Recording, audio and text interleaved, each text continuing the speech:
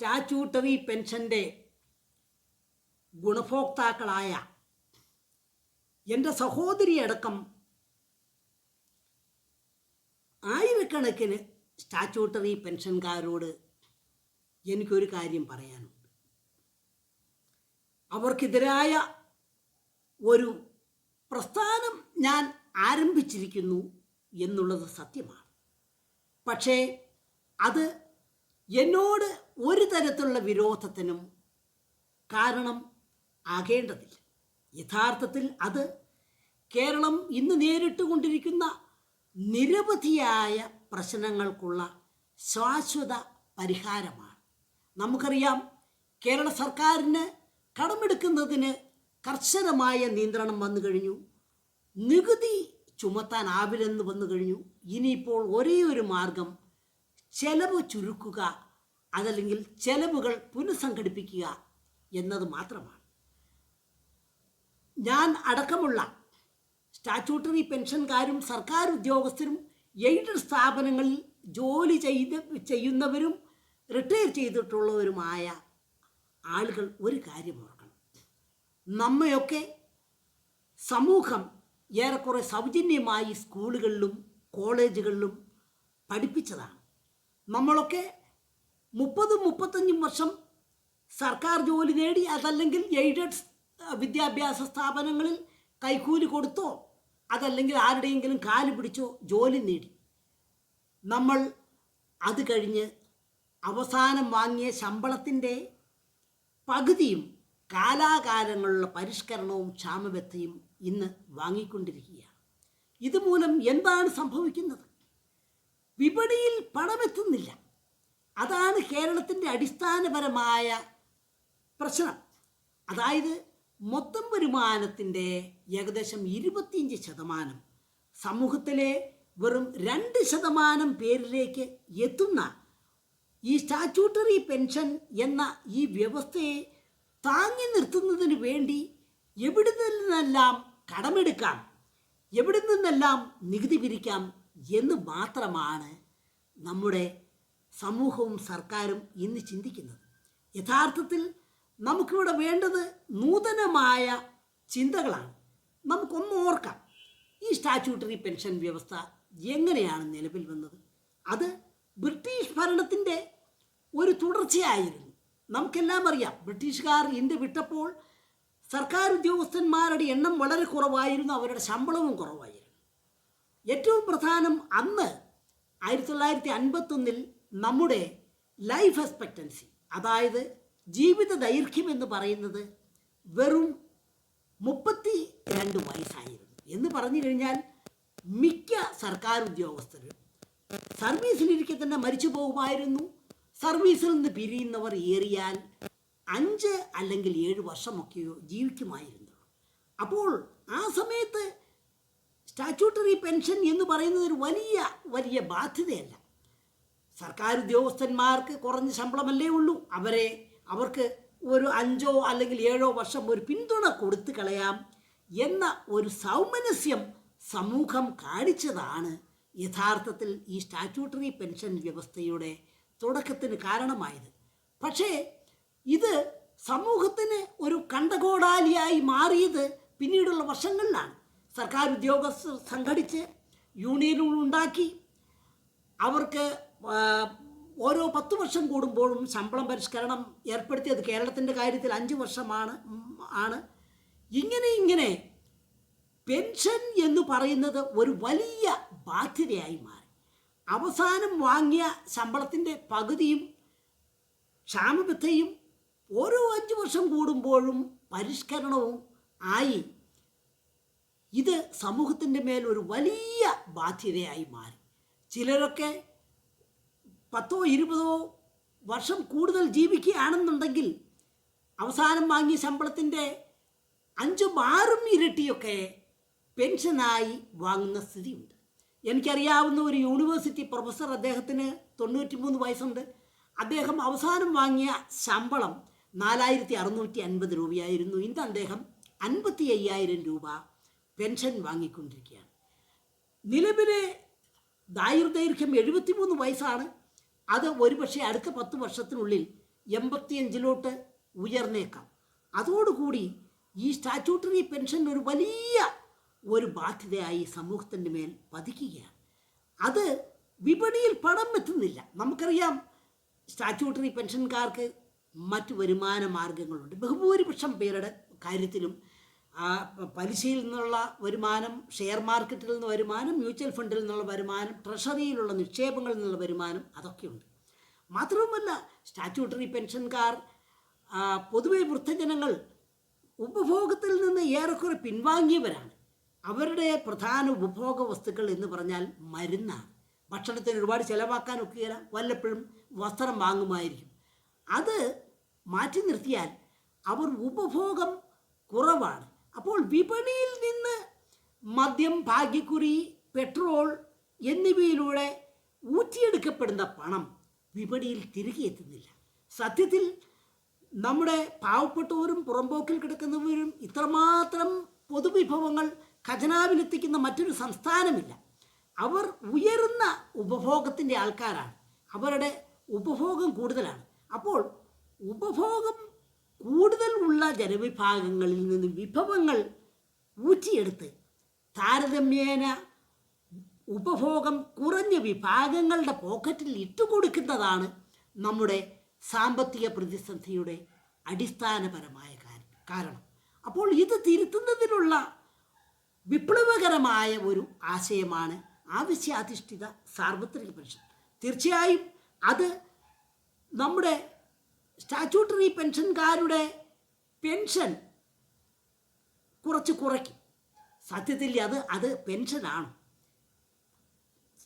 Pension എന്ന് പറഞ്ഞാൽ അത് ശമ്പളത്തിൽ നിന്ന് പിടിച്ചു മാറ്റി കൊടുക്കുന്നതാണ്.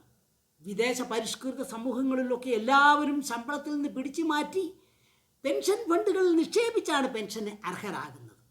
പക്ഷേ നമ്മുടെ ഇവിടെ ശമ്പളത്തിൽ നിന്നൊരു പൈസ പോലും പിടിച്ചു മാറ്റാതെ ഇന്നത്തെ വരുമാനത്തിൽ നിന്ന് എടുത്ത് കൊടുക്കുകയാണ്. അപ്പോൾ ഇത് യഥാർത്ഥത്തിൽ പെൻഷനല്ല, ശമ്പളം തന്നെയാണ്.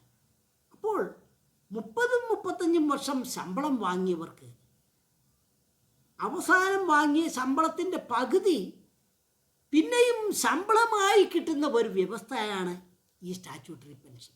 ഇത് അധാർമികമാണ്, അനീതിപരമാണ്. സാധാരണ ജനങ്ങൾക്ക് ലഭിക്കേണ്ട തുക അനീതിപരമായി കവർന്നെടുക്കുന്നതിന് തുല്യമാണ്.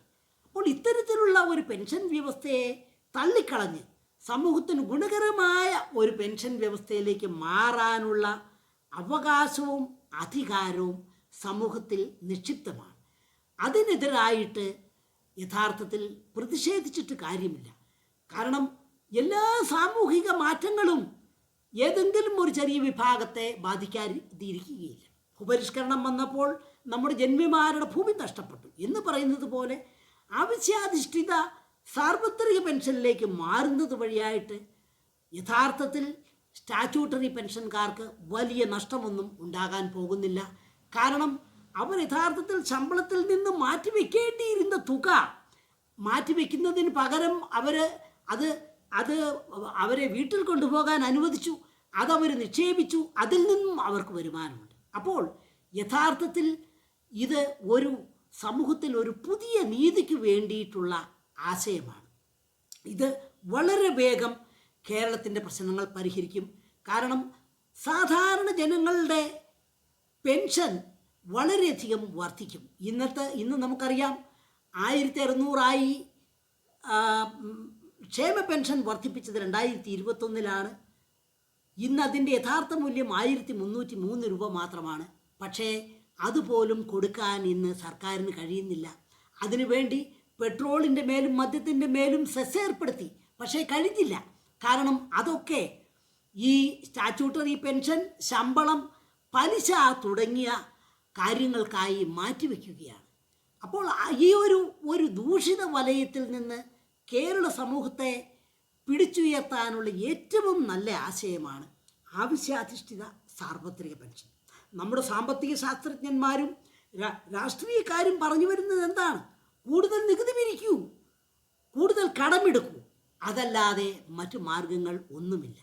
നിലവിലെ സ്റ്റാറ്റ്യൂട്ടറി പെൻഷനെ അതേപടി നിലനിർത്തുന്നതിന് വേണ്ടി എത്രമാത്രം കടമെടുത്താലും എത്രമാത്രം നികുതി പിരിച്ചാലും സാധിക്കുകയില്ല എന്നതാണ് യഥാർത്ഥത്തിൽ സംഭവിക്കുന്നത്. അപ്പോൾ നമ്മൾ പുതിയ പരിഹാര മാർഗങ്ങളെക്കുറിച്ച് ആലോചിക്കേണ്ട കാര്യമായി. യഥാർത്ഥത്തിൽ ഈ സ്റ്റാറ്റ്യൂട്ടറി പെൻഷൻ കേരള സമൂഹത്തിൽ സൃഷ്ടിക്കുന്ന ദൂഷ്യഫലങ്ങൾ നമ്മളാരും വിചാരിക്കുന്നതിനേക്കാൾ ഭയങ്കരമാണ്. മൊത്തം വരുമാനത്തിൻ്റെ ഏകദേശം 35% പോകുന്നത് എയ്ഡഡ് വിദ്യാഭ്യാസ സ്ഥാപനങ്ങൾക്കാണ്. ഈ എയ്ഡഡ് വിദ്യാഭ്യാസ സ്ഥാപനങ്ങളിലെ ബഹുഭൂരിപക്ഷവും കേന്ദ്രീകരിച്ചിരിക്കുന്നത് നമ്മുടെ തിരുവിതാംകൂർ കൊച്ചിൻ മേഖലയിലാണ്. മലബാറിൽ എയ്ഡഡ് സ്ഥാപനങ്ങൾ, പ്രത്യേകിച്ച് കോളേജുകൾ താരതമ്യേന കുറവാണ്.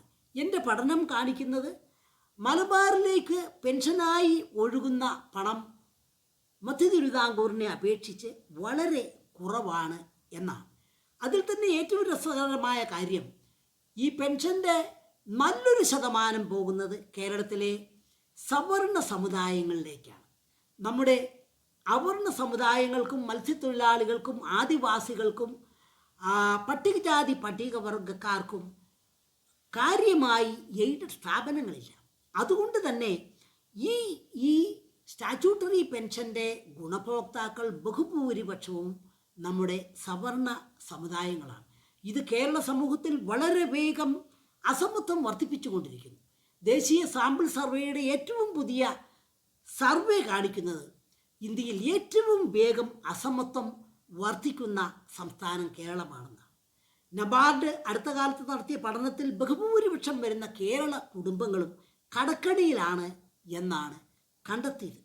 അപ്പോൾ ഈ രീതിയിൽ വളരെയധികം ദൂഷ്യഫലങ്ങൾ ഉൾക്കൊള്ളുന്ന ഈ സ്റ്റാറ്റ്യൂട്ടറി പെൻഷൻ വ്യവസ്ഥയെ സമൂലം അഴിച്ചു പണിച്ച് ആവശ്യാധിഷ്ഠിത സാർവത്രിക പെൻഷനിലേക്ക് മാറുകയാണെങ്കിൽ അത് ഇന്ത്യക്കാകെ ഒരു മാതൃകയായി മാറും. യഥാർത്ഥത്തിൽ കേരളത്തെയും ഇന്ത്യയെയും മാറ്റിമറിക്കാൻ പോകുന്ന ആശയമാണ് ആവശ്യാധിഷ്ഠിത സാർവത്രിക പെൻഷൻ എന്നാണ് എൻ്റെ അവകാശവാദം. പക്ഷേ ഇതൊരു അവകാശവാദമല്ല. ഇതല്ലാതെ മറ്റു മാർഗങ്ങളൊന്നും കേരള സമൂഹത്തിന് മുമ്പിൽ ഇല്ല എന്നുള്ളതാണ്. കേരളത്തിൽ ഇന്ന് വൃദ്ധജനങ്ങളുടെ എണ്ണം കൂടിക്കൊണ്ടേയിരിക്കുന്നു. കാരണം നമ്മുടെ വിപണി ഉണരുന്നില്ല.